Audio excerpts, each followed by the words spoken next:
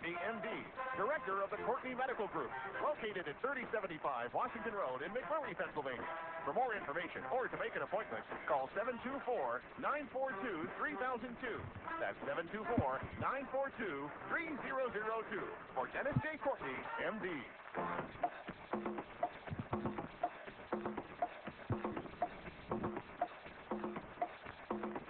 Good morning, everybody. Good morning, everybody, and welcome to AM Impact on Your Health.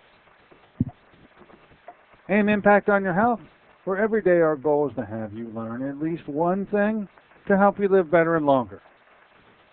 AM Impact on Your Health, heard each and every Monday, Wednesday, and Friday from 8 to 9 o'clock.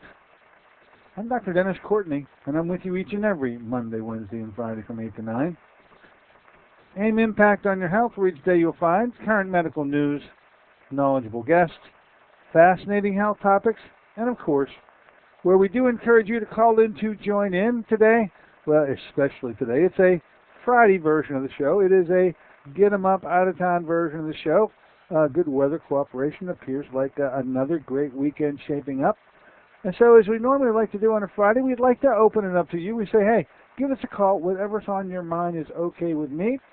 It can be in the form of a question or a comment. It can have anything to do with, well, topics we've discussed recently. We've had quite a few. Things that have not been discussed. And then, of course, as we try now to do with our new segment, the weekly roundup. I'll be bringing you news stories across the world that have made it to the blogosphere and various publications that are noteworthy enough to take a moment and a treat to share with you. So that's our Friday. Hope you enjoy our Get 'em Up, out-of-town version of the show. And right after that first break, we'll just have at it. The number to be involved, if you care to do so, and share with us what's on your mind. The number, of course, is 412-825-6262. That's 412-825-6262. The Get 'em Up, out-of-town version of the show is now in your hands. Take it and run with it. I really do enjoy throwing the ball to you occasionally. Now, in the calendar, well, let's talk about our last show with Susan Smith-Jones. As usual, she just dominated the hour. She took over, and she'll be taking over again when she returns. Going to be in the month of July. Excuse me. Right after we return from another vacation. It'll be the 4th of July weekend. She's back with us on the 6th. Next week, pretty action-packed week next week. A lot going on. Very interesting guest is going to be on our show, as well as coming to town. The issue of hydrogen peroxide and the hydrogen peroxide worshippers, I call them. I see quite a few of them that come into my office. They have found places to put hydrogen peroxide I didn't think that people even owned, but they snort the stuff, they put it in every orifice. There is a hydrogen peroxide movement that got started sometime in the past, and although I've not really been privy to the complete story, I have always known that the story has centered around two individuals. One, his name is Mr. Walter Groats, and another, Father Richard Wilhelm. Well, that entire story, I think, is going to unfold itself rather nicely. I'm sure that by the time next week is over with, we're going to have a very good idea of the story, the players in the story, and the evolution of the use of hydrogen peroxide to promote your health. It's sort of something that you can take charge with, something that you can do for you, and you don't have to worry about prescriptions or anything like that. It's literally sold over the counter pretty easily to get a hold of hydrogen peroxide. I think it's in every single medicine cabinet in the entire country. And if you don't have a bottle of hydrogen peroxide, well, you probably should go out and get one because you definitely are in the minority. Walter Groats is coming to town next week. He's going to be the featured speaker at the last one. This is it for the year, folks. The last one for the Freedom of Choice in Cancer Therapy group. They take a break every summer. June is usually their last guest, and Mr. Walter Groats will be the featured speaker up there. There are some changes, as now I guess every month you got to say, okay, what are they doing different now? Well, here's what they're doing different. the guest is not going to be there on the third Thursday. He, Mr. Walter Groats, is going to be there on the second Thursday. When I say there, they have returned to the place that this all usually originates from. They'll be back at Days End on Route 8, just south of Butler on the right-hand side. The time, of course, seems to be the one thing that never changes. It's going to be 7 o'clock. Walter Groats will be there on Thursday evening, come next week on the 9th. But, as is the normal policy around here, we're going to be fortunate enough to have him as our radio guest on Monday, where we'll be able to get quite a bit of, I hope, this hydrogen peroxide story told so that we can all figure out what the heck happened, how this thing swept the country, literally sweeping the world as it continues to do each and every day. So our special guest on Monday, Walter Groats. On Wednesday, always a special guest, but frequently on the show, only here a week and a half ago, Dr. Cass Ingram will be back. We don't really have a topic yet. With that fella, it doesn't really matter. Just throw something out there. He'll be able to comment on it and show how to treat that issue without using medications. As a licensed physician, he certainly, as I certainly, have the ability to write for prescriptions, but he rarely, if ever, does, and I guess likewise same with me. He is the king of oregano. You've learned this. I guess he's the king of something called chagra. You now know what chagra is. I should also mention that the order that I just placed the other day should be here on Monday. All of these oregano products are going to be making their way to my office, should be here by Monday. There, of course, are two lines of the product. There's a standard line that you can literally get in almost all health food stores. I think North American Herb and Spice is well represented as a product line that most people carry. But, of course, they have a different line, too. It's called Physician Strength. You'll find no mention of the company North American Herb and Spice on any of the literature, on any of the vials and the bottles that come with the product in it. But it is the Physician Strength arm of North American Spice. The difference is it can only be distributed to doctors' offices. And I guess the rule for the most part is that the dose in a Physician Strength product is at least double the strength of what it is for any of the other products sold elsewhere. So anyway, the Physician Strength line, the chagra products are going to be here. The chaga tea that the Cass Ingram has talked so much about will be here Monday at the latest. And so if you've had a hankering to want to get your hands on these products, especially in the Physician Strength line, and as I find as I move around the area, it's very difficult to find the Physician Strength line, and the selection of products, because of literally the company has so many products they make, is difficult to find too. We've got a good smattering of all their products. We'll have them here on Monday. Give us a call. We do send them out, and we'll be happy to send you your choice of the products that we're going to have at the time.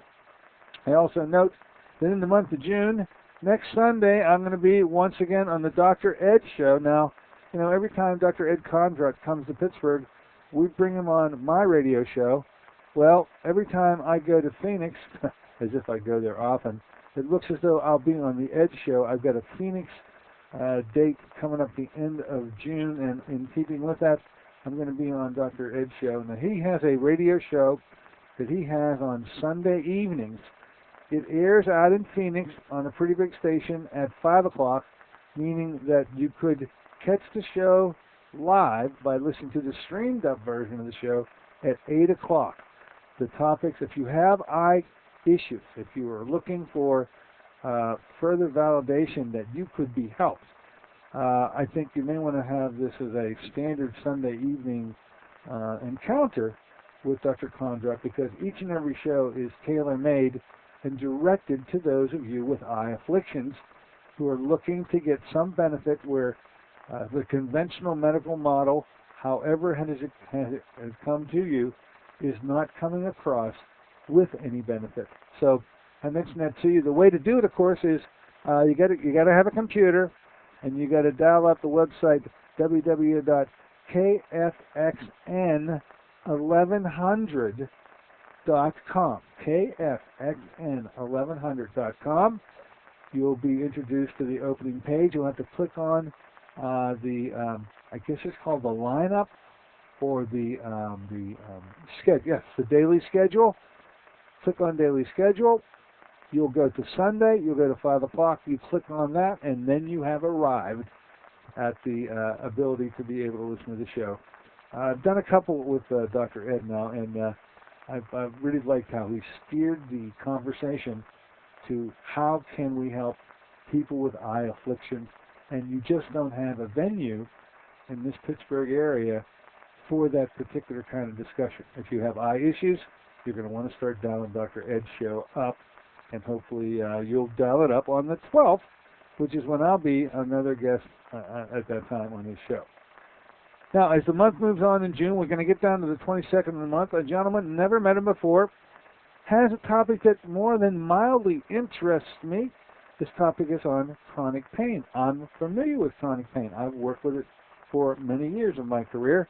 Anyway, I will be anxiously listening to and queried by Dr. Jesse Canone, talking about a 6-step back pain rescue plan. So you have back pain and you think you'd like to move into a plan to reverse it, that would be my recommendation. Be with us on the 22nd. And so as it stands right now, that will pretty much round up, at this point at least, to the June guests. As I flip to July, you already know about Susan Smith-Jones returning on the 6th. And then, of course, you want to be with us on the 8th of July right now when Dr. David Brownstein returns, this time to talk about a completely new one of his books, or not new, but one of the many books that he has written. He's written it quite some time ago. I remember when it first came out. I did get an initial copy back then.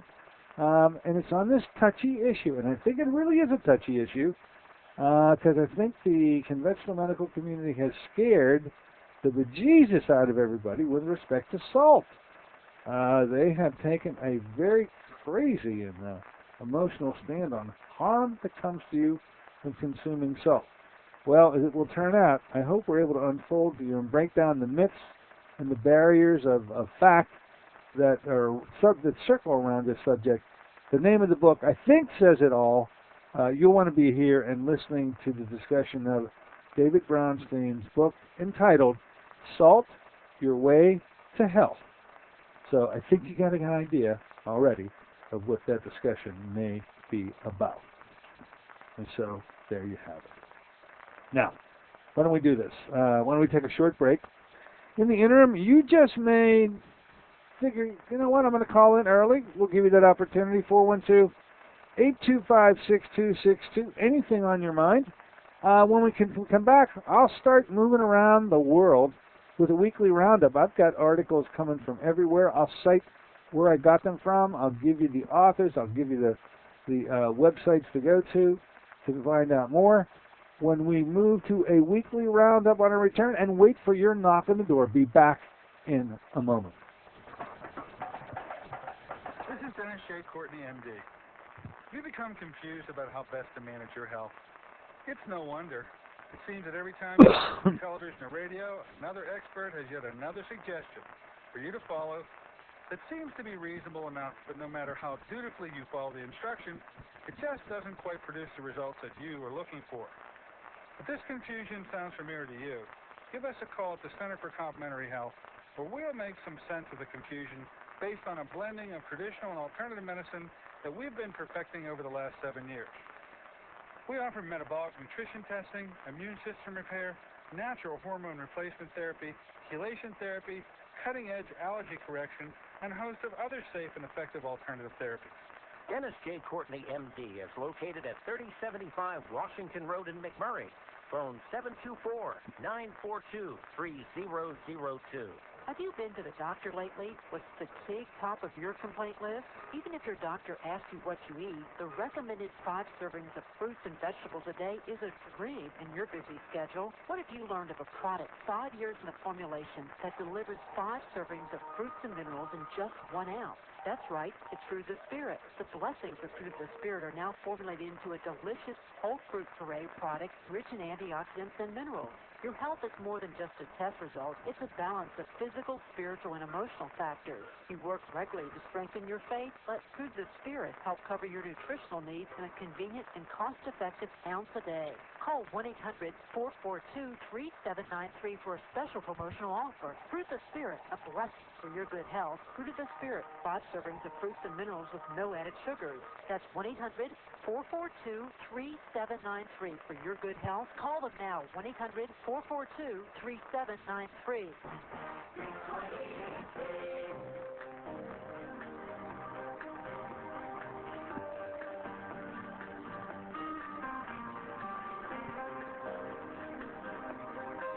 Hey, good morning, ladies and gentlemen. Welcome back once again to AM Impact on Your Health.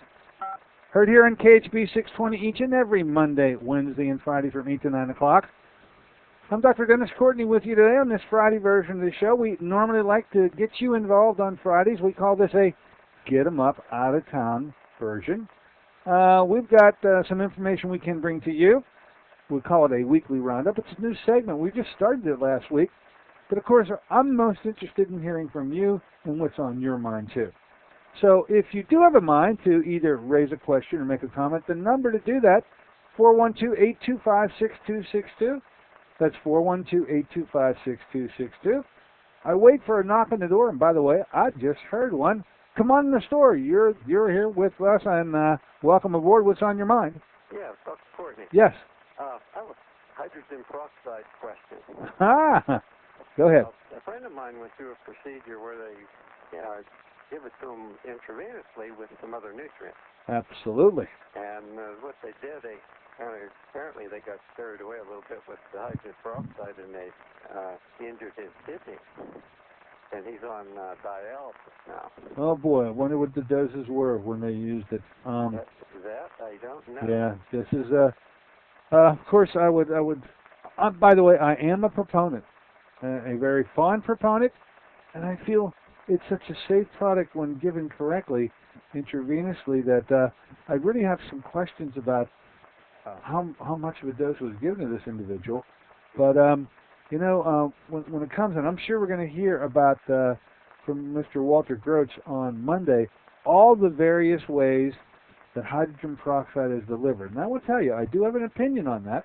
I'll share it with you now, and that is, to me, the only safe place that I know of to actually deliver hydrogen peroxide is in the blood.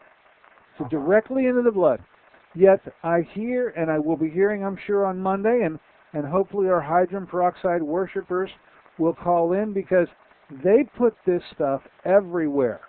On the skin, in the eye. They're doing this thing in dangerous places, I say, because the enzyme that's needed to break down the peroxide is only found in one place. The enzyme's called catalase, and it's only found in the bloodstream.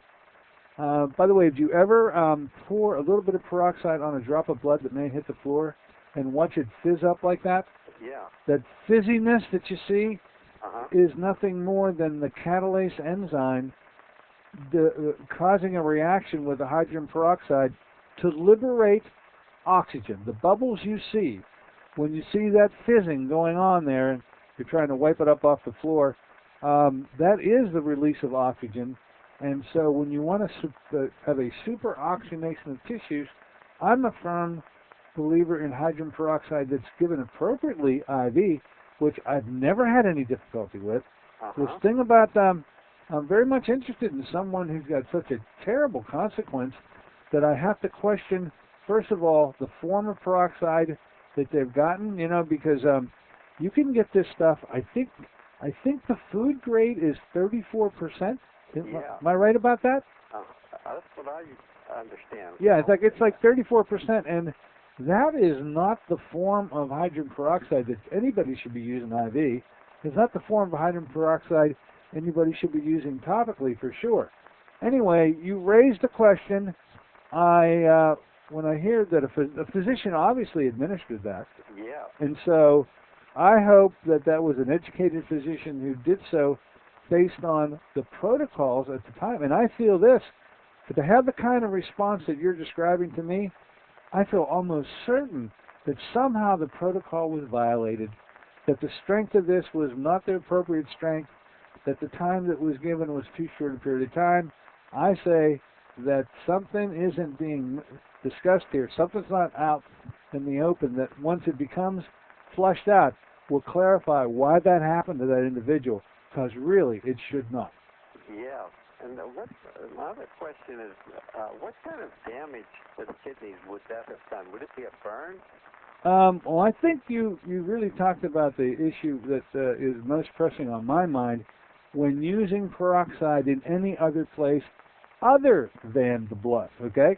Uh-huh. Because if you put this on mucous membranes, like if you put this on the skin, or how about, I know of people who ingest, swallow hydrogen peroxide. I think that is getting into, well, I want to talk to Dr. or Mr. Walter Groats about this on Monday and see how he proposes the use of it, but I'm squeamish, and I certainly don't recommend the use of hydrogen peroxide taken orally for that very reason. The catalase enzyme is not present in the mucosa of the mouth or of the esophagus, and if that enzyme isn't present, then you get the potentially bad effect of a burn. Yes, you can get a chemical burn from the use of hydrogen peroxide administered in an improper place and administered at a percentage other than the medically accepted percentage of 2%. Uh-huh. So I hope I've answered that question. Maybe I created more questions than I answered, but you know what? Monday's going to be an interesting show. You're going to be paying attention, won't you? Yeah. And I'll probably be up with Butler also on this. So. Oh, you're going to follow. You go up. Is this the gentleman from Indiana? Yeah. Ah, how you doing? How you been? Hey, pretty good. I'm glad to hear it. Absolutely my pleasure to hear from you. And keep on taking those passport photos. Yeah. I'm sending folks to you. Okay. Okay. Okay. Well, thanks a lot. Absolutely. Okay. Bye. Yeah. Don't you remember this gentleman had quite a story to tell us about his own go around with atrial fibrillation and the use of microminerals, and the specific company, of course, was one that we then, by virtue of having him, such that they give us a strong testimonial, we have now since then carried that product, and we're very proud to be able to do so. Gentleman up in Indiana, Pennsylvania. Hey, wouldn't you know, another knock on the door. Come on in the store. Hello, welcome aboard, and what is on your mind? I have a question for you about the safety of magnesium stearate as a ingredient listed in a product for vitamin D3. Okay. And the other question is regarding Coumadin, if there's anything out there naturally that someone can safely go off Coumadin and take. Okay. So I'm going to hang up and listen to what you have to say. Two great questions. Let's see if I can take them in kind. The first question dealing with magnesium stearate. I know the magnesium can be found in many forms. I'm not familiar with a combination that teams up vitamin D3, which I'm absolutely a big proponent of, and any magnesium product. So to that extent, you spring one on me that is a new one. I do not like any other form of the magnesium other than the simple, basic citrate, mag citrate. When mag citrate is taken, about the only consideration you have to have in mind is the potential, and I mean it is a potential, of having bowel tolerance issues spring on you. We carry a product, for instance, this was a product, I think one of the callers just the other day asked about this product, mag citrate, the fact that they take it, and the product that we carry is called Miraculous Magnesium. You know it well because it was first introduced to us by none other than Arlene Brecker, God rest her soul. Anyway, this was her signature product, one that she made, manufactured, and continues to be manufactured today since the company was taken over by a very close friend of hers, Dr. Patricia Stranahan, from down in Vienna, Virginia. So the only thing I have to say about the use of mag citrate, because I can't cite the stearate, I'm not familiar with it, especially in combination with vitamin D3. I've never seen that connection before. I say you take the vitamin D3, certainly a safe product. I've got patients on as high of a daily dose of over 10,000 units a day. Nice thing about vitamin D is it is relatively inexpensive, as you have learned, but you need doses way over and above what has come out to be almost the standard of the industry of 400 units. And at 400 units, which I think if you look on the back of a multiple for sure, when you find vitamin D in that product, it's usually in the meager category of around 400 international units, or maybe 600 international units. And folks, that just is not going to cut it. The vitamin D deficiencies, especially of our area, are so immense and so out of sorts in terms of having anybody with any normal vitamin D. Now, I'll give you my current count and amount, because I think I can safely say that I've been testing vitamin D levels on every single patient that I've managed now over the last 2 years. Now, there have been hundreds of patients involved, but my running count, and I ran out of fingers about 6 months ago, is I'm up to the number 13. That in all the hundreds of patients that I've tested, I've found that there have been 13, and only 13, patients who had a normal vitamin D level. A vitamin D level that is normal means that it's higher than 34 nanograms per milliliter, and that in every case, because it was so unusual to find these 13 people, I asked them after I could see the test result indicated that it at least was in the normal range. By the way, it's not the range that we're going to be moving to in terms of an ideal, but it does start the normal range, 34 nanograms per milliliter. In every single case, I said, hey, what's so different about you? Why is it that you have a normal, even though minimally, but normal vitamin D level? And in every case, I was told by every one of those patients, well, look, I've been supplementing vitamin D for quite some time. And when I asked them the dose has been at least at a minimum of 5,000 units a day.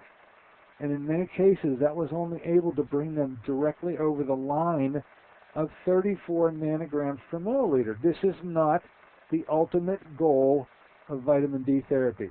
The goal is to move you to an optimal level of vitamin D, and you should not be doing this in the dark. I say you've got to get that blood test to be able to know where you start, and I'm going to guess that in the rarest of cases only, you're going to start in the hole. That you're going to be not in the normal range unless you've been taking high doses. I call 5,000 a high dose when compared to the normal 400 units that usually appear in vitamins. So to get started, you have to know where you're starting from. I suggest that you get the blood test. That's a little tricky because there are 5 different forms of vitamin D, and you have to be certain that whoever writes this prescription for the blood test indicates that you want, and here it comes, 25-OHD3. That is the name of the test. 25-OHD3 is not the active form of vitamin D3, and that's why I think that if you have a very intelligent, and I'm sure your doctors are extremely smart, they know that the active form of vitamin D is called 125-dihydroxycholecalciferol. Now that's a mouthful, but it's represented by 125-OHD3, 125. And that would be, I think, a learned doctor trying to get the most accurate description of your vitamin D level. I can see them writing out a prescription for the active form, because I'm pretty sure he knows that whole thing about 125-dihydroxy. Except the half-life of the most active form is literally measured in minutes. It is not a good lab test to follow at all. And so for that very reason, I'm now giving you the lab test that you must ask for, which is 25-OHD3. Don't allow, by the way, the doctor who writes this prescription to use the term vitamin D level, because now that's really a conundrum. When you show up at the lab draw station, it could be a place like Quest or LabCorp or any of the various hospitals around. If all that is written on the prescription is vitamin D level, you are going to create such confusion because the lab tech is going to go to the book and look up vitamin D level, and there are all 5 of them right in a line. And all 5 of them are vitamin D levels, and my guess is that the lab tech is going to pick the first one off the list. I don't even know what that is, but the likelihood is that it is not 2508D3. So I hope I've hit that concept and driven it home for you so you can appreciate it all the more. Combining magnesium with D3, as I say, I normally don't usually find it, but I will say that the proper staging for one of the big reasons that we place people on D3, certainly it's just one of many thousands of benefits of it, is this issue of osteoporosis and osteopenia, where the conventional medical community is quick to diagnose it, and it's appropriately diagnosed, but then what they do is they'll heavy up on prescribing calcium. And that is true, that if you have osteoporosis or osteopenia, you have a pretty bad calcium deficiency within the bone structure, so much so that the bones don't even resemble radiologically what they should look like. But the improper way of handling that is it just puts you on a supplement of calcium. There would be 2 steps, actually 3 steps, that should be considered when when calcium is going to be recommended. And that is, number 1, you shouldn't even start to take the calcium until you've taken your vitamin D level up at least into the normal range and hopefully getting into the optimal range, which certainly is not 34 nanograms per milliliter. The optimal range is more on the order of 84 or 94 milligrams per milliliter. And so, as you can see, it's going to take a while to get you up that high. But only when you're in the optimal range can you meet the first prerequisite to be able to absorb calcium. And that is, you must have a normal vitamin D level to do it. This is a step that's frequently missed in the conventional medical world. Placing people on a calcium supplement is sort of the modicum of the day, but the vitamin D issue must be addressed before you literally would waste your time in taking a calcium supplement that can't ever get absorbed. The other 2 components to round out the 4, which means calcium, yes. Once vitamin D levels have been restored, yes.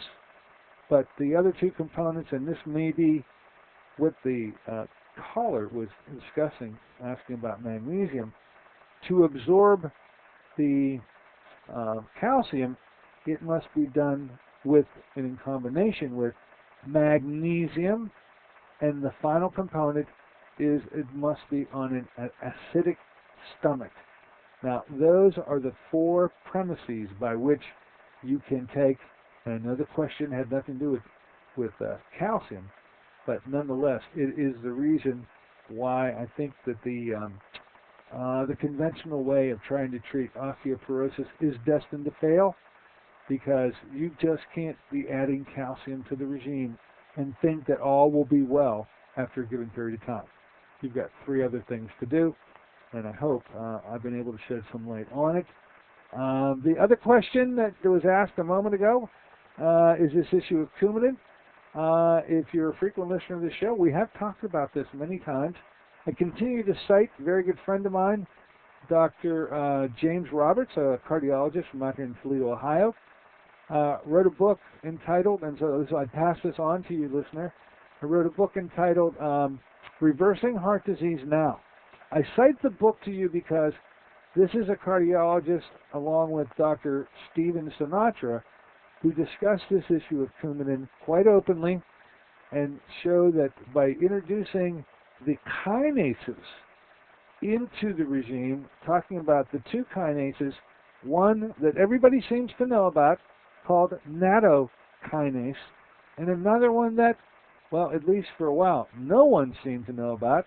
It appears that more and more people are becoming aware, but by introducing the kinases appropriately, you can safely, as the book describes, and as that Dr. James Roberts has described on many times on our show, you absolutely can get off of Coumadin, especially if you're in certain categories of risk, meaning that you only have one issue. You only have the either AFib or a prosthetic valve, but you have no other components to this other than that, like congestive heart failure would be a component, like hypertension would be a component, like elevated cholesterol would be a component. Adding those into the mix then makes this decision a little more difficult, in some cases a lot more difficult. But just to have AFib and be placed on Coumadin anymore doesn't seem like it's the greatest medical advice. It is the accepted protocol, but nobody, and I mean I talk to a lot of patients, nobody loves to be placed on Coumadin at all. They want off of this so-called rat poisoning, and they need to be shown a way to do it. Come on in to this office, and we'll describe how that is specifically handled, but that it can be handled and should be attempted, especially if you're in a category where you don't only have the Coumadin introduced because of one medical problem rather than a host of them, is the point that I wanted to make to you, the caller who asked about that particular item. All right, I've been ranting and raving a little bit on my own, and so why don't we do this? Let's take a short break. We'll come back. Still opening up to you, by the way, that number. I enjoy your phone calls. I enjoy the questions that you ask. 412-825-6262. More about Weekly Health Roundup when we return. I've got some articles to discuss with you. If you prefer to ask those questions, keep right on going. Be back in just a moment.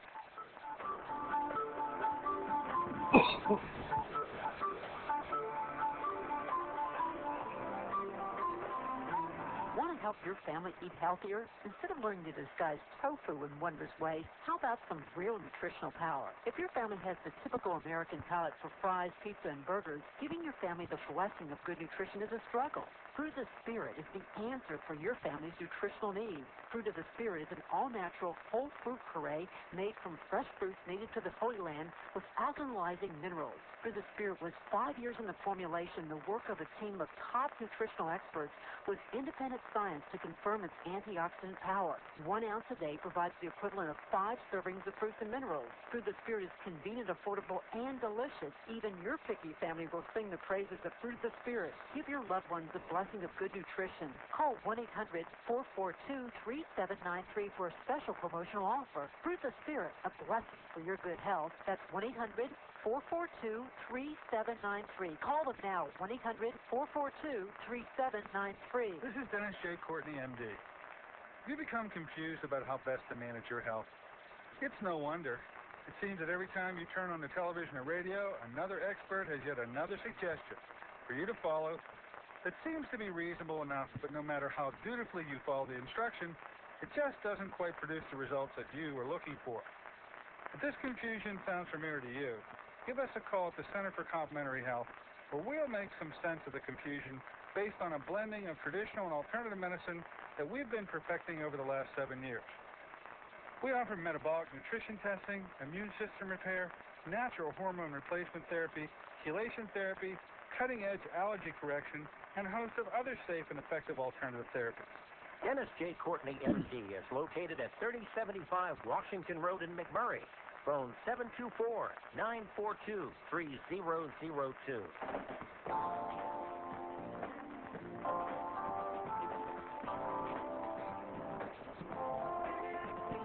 Good morning, ladies and gentlemen. Welcome back once again to AM Impact on Your Health here on this Friday version, get 'em up out of time version of the show, as we normally like to do on Fridays. Of course, that means we open it up to you if you've got a mind to call in to ask a question or make a comment. The number to be involved here is a simple one. You hear the number frequently mentioned by many of the hosts, 825-6262. We'll get you on in here and allow for a knock on the door. And when I hear that knock, I'll let you in. In so doing, I just have heard a knock on the door. Why don't we get to them right now and say, good morning, welcome aboard. What is on your mind? Good morning, Dr. Courtney. Absolutely. Good night. Okay, how are you today? I was doing great. A day like today, you can't beat it. You can't beat it. How are things going with you, Dave? Excellent. I wanted to let you know that ascorbic tea started on that regimen, and wow, that stuff is something else. Oh, hey, that is, I love that product. You know that I have a special place in my heart for it. How did you feel that it compared to other vitamin C products? Because, of course, this is that combination of non-corn-derived and fat-soluble. Is that the first time you've ever done that double dip? First time I've done it.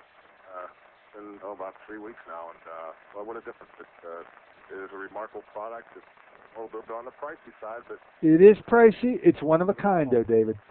I think it's totally worth it. It's going to make it part of my regimen, for sure. Well, thank you for that bowl. Coming from you, David, I take that as quite a compliment, and I'm glad you finally, for whatever reason you were moved toward using the stuff, it will have a noticeable difference, and I'm glad to see that you found it to be helpful to you. Well, that was a great explanation on vitamin D and magnesium. I got a little carried away. I got into trouble with that myself, and maybe one thing to remind people is they start that 5,000 to 8,000 dosage of vitamin D a day. That you definitely want to add K2 to that. Good. K2 hasn't come on strong as the vitamin of this year. That is true. And by the way, that was also first introduced in that book by Dr. Jimmy Roberts. He's brought us so much information, but I agree with you on that K2. Very good point to make. I really got the muscle cramping doing too high of a dose of vitamin D. Well, you're the one that broke the sound barriers. You're one of the first guys that, I think you absolutely were one of my original 13. At the time that we went over your blood work, I hope you don't mind talking about it, David. But I think I was still working on the first hand. I was like, you were the third or fourth person that had a vitamin D level that was in the normal range. But then when we bumped you up, by the way, what was your first vitamin D level for the heck of it? Do you remember? Because I don't. Sure did. 141. Oh, 141. Oh, yeah, you were the guy who was in supersonic warp speed overdrive. And I didn't know why my muscles were cramping up, so there you have it. There you have it. Very good point. And the last thing, the caller who asked about magnesium stearate. I know you don't get a chance to listen to the other radio shows because it's working, but there's a fellow comes on after you that really puts magnesium stearate down as excipient vitamins. It's an incipient? Excipient, like an additive. Yeah, it's an additive, sure. It's not a supplement at all. You're going to get it in minute quantities. You'll see it down at the bottom of supplements where it says other ingredients, along with dicalcium phosphate, talc. That's why I never heard of the combination. And you'll see stearic acid. Magnesium stearate is more of a vegetable fat, or I shouldn't say vegetable, it's more of a trans fat. And it can come from animals, it can come from a vegetable source. I did a lot of investigating on this because, we talked a lot about it on the radio. It's just like anything else, doctor. There's some good, there's some bad. Hey. So if you're getting a good company and you see the magnesium stearate at the bottom of it, the vegetable source, chances are it's a pretty decent product that's not going to hurt you or hurt the absorption of the vitamins. But if you're buying your vitamins 2 for $10, buy one get one free and that kind of thing, the magnesium stearate is probably no better than a trans fatty acid of some sort, like a corn oil. Well, normally when they put these incipients in, they put them in for preservative purposes and higher shelf life. Is that what's happening in this case? This is more for like flow. As they're trying to encapsulate the vitamins. Yeah. Sometimes they get caked up. They don't want to flow right. Oh, okay. This is so to be able to package these things, they have to put an ingredient to make the product more malleable, more formable in the way. Okay, I got the idea now. No, you know what? Thanks for setting me straight because I maybe didn't get the intention of what the caller was trying to suggest.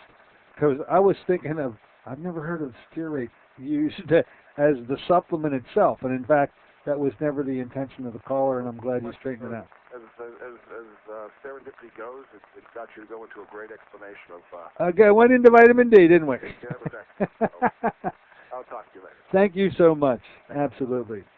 Dave Fish, ladies and gentlemen. I mean, when Dave speaks, everybody listens, and He monitors all these shows. The guy is unbelievable. Speaking of that vitamin C that he talks about, because it comes up frequently in my office, and I do think that a number of years ago, and I think it's about 8 years ago, I had everybody in the entire radio world mad at me because it was at that time that I finally unveiled the problem that exists with the forms of vitamin C that are being sold out there, folks. And, I mean, if you're enjoying it come lately, and I'm glad you're aboard and you haven't really heard about this, let's just set the two components straight. Let me get a little tangent here with vitamin C. It goes something like this. 99.9% of all vitamin C is corn derived. Okay? That's the first fact. And that is absolutely true. It has been so for many years. Corn has been a great cheap source of getting vitamin D from when you think of all the corn harvesting that goes on each and every year. That's fact number one. Fact number two, and this starts to get a little nasty, and that is about almost 100% of all corn is genetically modified. Now, folks, that is a real conundrum there because I hear universally throughout all of the KHP family, if you raise the issue of genetically modified, every single talk show host here jumps right in and wants to belie the problem that comes along with anything that's genetically modified, that this is Frankenfood. You understand the play on words with Frankenstein. This is absolutely a health no-no. Yet, it all gets mired and lost by the same host who, when discussing vitamin C, is either not making the point or purposely, I believe, ignoring the point that you've got to watch what vitamin C's you buy. I say I only know of 4 companies, that make a non-corn derived. Now, there's a new term. Non-corn derived vitamin C is a must because you assure yourself that you are not getting a genetically modified source.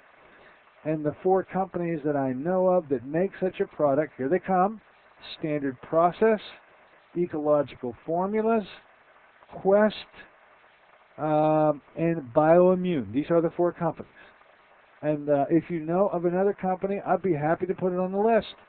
But I need for you all to know that to get any biological bang for the buck, I claim 2 things about corn-derived forms of vitamin C. Well, first of all, it's really inexpensive for the companies. That's why they keep on doing it.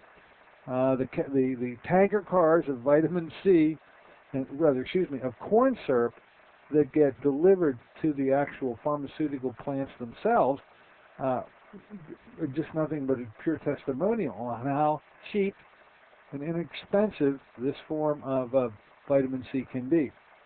And they continue to use it because it is a cheap way of going. However, there's no biological bang for the buck. This genetically modified stuff, although the molecules are the same, is not the same with respect to biological activity. So at worst, or at best, let's say, at best, you will not get any biological bang for your buck if you're obtaining your vitamin C from a corn-derived source. At worst, who knows, and I think that the story is still out, on what the potential health hazards are to genetically modified anything. So, David mentioned he's tried a product. It's called Ultra Absorbic C. By the way, one of the 4 companies that I was just mentioning a moment ago is called Bioimmune. I think they make the most unique of all the products because besides being non-corn derived, and this particular material comes from a beet source, it has another component. And that other component is, it is the only one of the 4 companies that I know of that besides making a non-corn derived form of vitamin C, it is also a fat-soluble form of vitamin C, which removes the potential for bowel tolerance completely, because as you well know, vitamin C is well associated with bowel tolerance. Bowel tolerance is a cute little name for provoking diarrhea formation if you try to exceed a certain number of milligrams. That changes from person to person. I'll tell you that as you start to approach 3,000 or 4,000 milligrams a day of vitamin C, at least at a minimum, the stool will be loose. And then, frankly, beyond those levels, frank diarrhea occurs. This, of course, occurs because as a water-soluble product, only about 3% of the vitamin C that you're consuming is actually absorbed. And the remainder passes through the colon, on out through the next bowel movement. And, of course, if that's provoked to be a stool that's poorly formed, it could become, frankly, diarrhea. So, with the fat-soluble forms, along with a non-corn-derived form, this product that Dave was talking about, and I'm always interested if Dave has a testimonial to give because he's so acutely aware of all these things, and it's amazing that he has been reluctant, I guess, to try it up to this point. But I'm glad to hear, Dave. Thanks for mentioning it. I'm glad to hear. If you've never heard the vitamin C story passed on to you this way before, you have now been touched with the information. Pass it on, folks. Pass it on. Okay.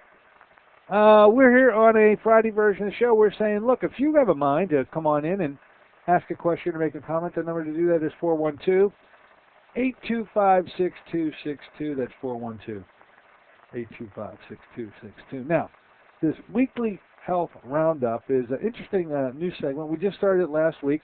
We tend, by the way, I'm extremely happy when it occurs, to get a lot of your phone calls. So these things are losing their timeliness, but here's a hot one. This is one of the roundup things that occurred, and this is literally byline yesterday, June 2nd, 2011. This particular one comes out of the Huffington Post, but it looks as though it was originally written up in AOL, healthyliving.com. Here it is.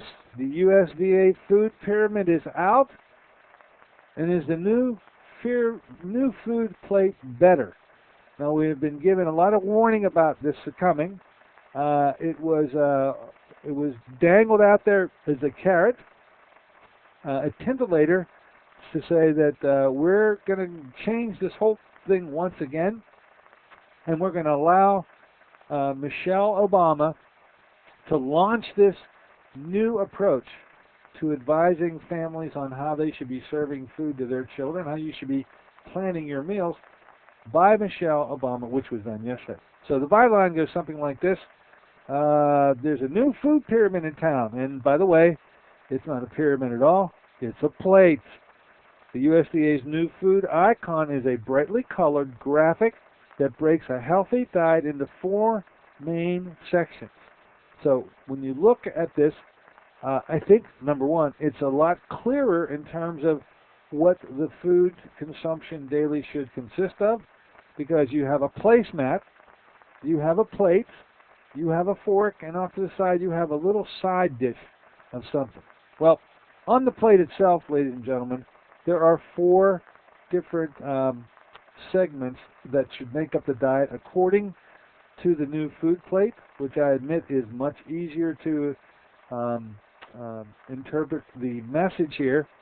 Essentially, the plate is divided into 4 different foods: grains, proteins, vegetables, and fruits.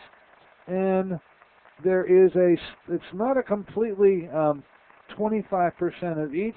There's a little bit of variation. They want you to heavy up on vegetables, back off a little bit on the fruits, and they do put dairy as the side dish. But if clarity is important, I believe that, in fact, that mission was accomplished, at least compared to these other forms. Government officials, including First Lady Michelle Obama, who was on hand for its launching this morning, that was yesterday morning, hope that the new graphic will serve as a simple how-to for making food choices by providing a clear breakdown of what our plates should look like. It, meaning the plate now, replaces the old food pyramid. Now, this is the third machination, okay? The first machination of was called a pyramid, and it was launched in the early 1990s. It was then revamped in 2005. The food industry took issue with the original one of the 90s because it established food hierarchies while many nutritionists complain that it encouraged people to eat too many grains. The 2005 pyramid, which was meant to address those issues, also received its fair share of criticism, so said the Atlantic Monthly, that was having a description of this new launch also. It was just too difficult, they said, for people to understand, describing it as hopelessly complicated and impossible to teach. Now, I'd like the Huffington Post play on this. If you're going to dial this up, the Huffington Post includes the 3 graphics. I think they're going to be helpful for you and to sift through how the other 2 approaches were confusing and making simplistically the plate come up with a story much easier to appreciate than the other 2 did. I'm going to refer you to the AOL version of this. There is more information to be attained by the government. By the way, the government website, if I heard this correctly, to launch the new food plate. It's not pyramid anymore. The food plate is somewhere in the order of, I've heard this right, $2 billion to put up a website to allow you, the consumer, to dial up and see these pretty pictures. What the heck kind of money is that to put any website together?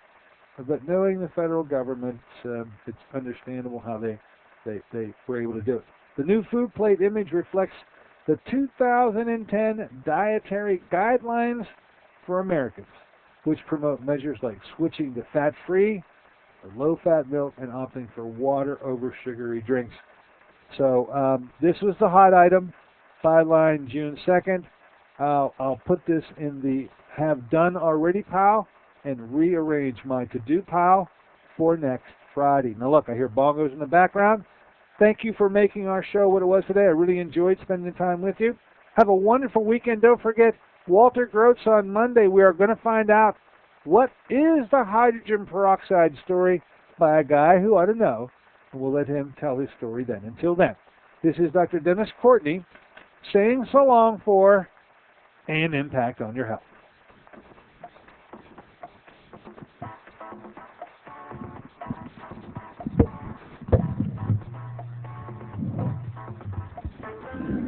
AM Impact on Your Health is sponsored by Dennis J. Courtney, MD.